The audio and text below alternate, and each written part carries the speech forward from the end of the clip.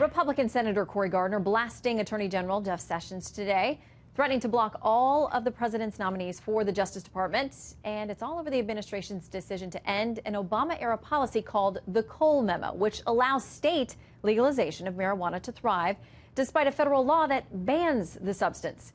Senator Gardner, who once opposed the legalization of marijuana, has since supported the decision made by Colorado voters. And he now points to the economic benefits of legalizing marijuana.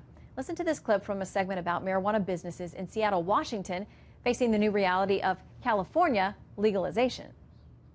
2018 brought the Golden State into line with other West Coast states for marijuana retail shops and products. That even playing field may expand the number of people who want to buy, but could undercut any attempt to make Seattle a special destination for pot tourism. Vela owner Aaron Green says it just takes a shift in the sell. Make a pot shop visit part of the Seattle experience, an add-on rather than the main attraction. A lot of their convention participants want a cannabis tour of some sort to be part of their Seattle visit. Well, now they have multiple state options, but a diverse group of critics are worried about so-called marijuana normalization, just like you heard, and they're praising Sessions for allowing the feds to enforce federal law, despite the states who decided to buck the feds and do their own thing. A former Obama administration drug policy advisor says DOJ's move will stop the massive infusion of money going to fund pot candies, cookies, ice creams, and other kid-friendly pot edibles. A mom who lost her daughter to a driver high on pot says that all too often marijuana is seen as benign. I hope those days are now over.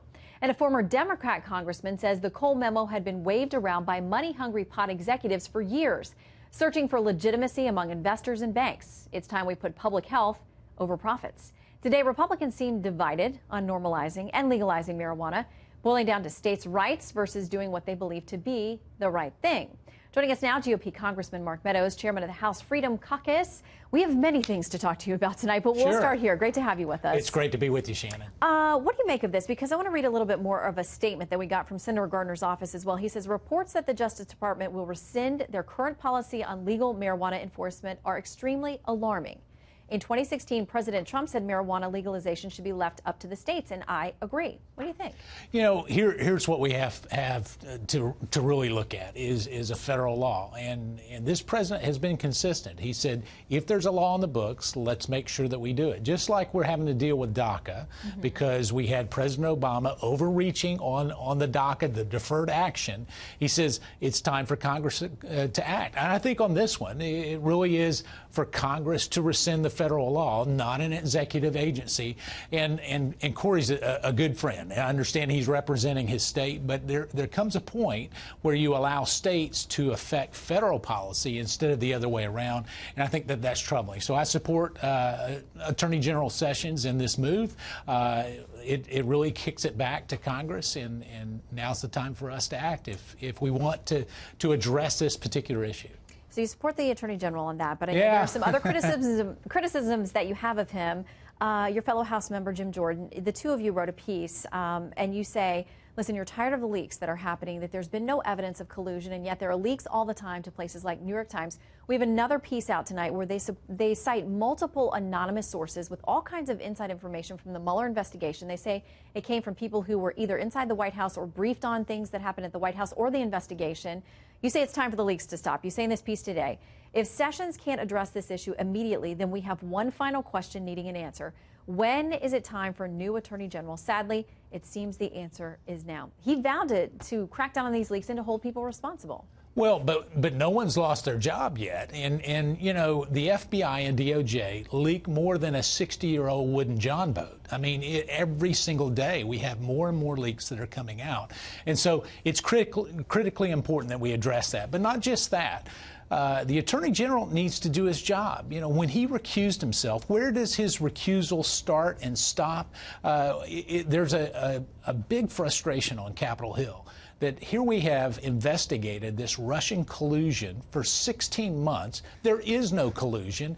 There is no evidence of collusion. And so yet here we are in a situation where We know that there are leaks are happening. We know that based on these reports that they've used a dossier in an inappropriate manner, but yet we can't even get the very documents to have proper oversight. So we're tired of the stonewalling. I talked to Chairman Nunes this evening. He's going to get some documents tomorrow. That's a good step in the right direction. But we've seen this before. Listen, I've been on oversight for over 5 years. What happens, they promise you that they're going to get it to you. They give it to you fully redacted, so a page of just blacked out lines. It is time that we get to the bottom of this, and it's time that we hold the FBI and DOJ accountable to the standard that they should be held accountable to. Do you think, and we have talked about this, do you think that this is a quote-unquote deep state problem? Do you think that there are people within the administration, maybe holdovers, others who are never Trumpers, opponents of the president, who are keeping you from getting the information that Congress is legally entitled to? Well, I mean, we don't have to look much further than the text messages between Peter Strzok and Lisa Page to obviously see some type of bias. Now, whether that carries over into the investigation, we need to look at all the text messages. We need to fully look at that. But yes, I mean, in my conversations with others, are there people within the high ranks of DOJ and the FBI that certainly are not wanting to come forward with some of this information? I believe that that's the case. I'm not a conspiracy guy, but at the same time, give us the documents. We've requested some 15,000 pages of documents. It's time that we start to review them. With all these things in mind, the obstruction, the stonewalling, the leaks, are you calling on the Attorney General to resign? I'm calling on him to do his job. And if he will do his job immediately and right away and quit making excuses. You know, you had in part of the lead up to this, you had Attorney General Sessions saying, well, it's not time for a special prosecutor. Well, when we see the text messages and the emails that we've already visited, there seems to be some, at least, appearance of impropriety. It's time that we actually get to the bottom of it. And so he's got a very short fuse from my standpoint, but if he can do his job, more power to him. We would welcome the information to come forward. All right. Congressman Mark Meadows, always great to have you. Thanks Shannon, for coming in. great to be with you.